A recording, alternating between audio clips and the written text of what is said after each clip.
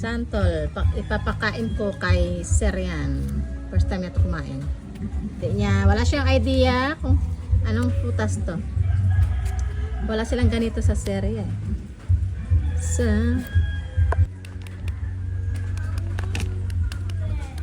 there we go. Bismillah. Halal. Hello. Halal Nasrin. The seeds. She ate the seeds. Cut the seeds. Yeah, like this. Oh, very good. Show the. It's tamis. Siapa ini?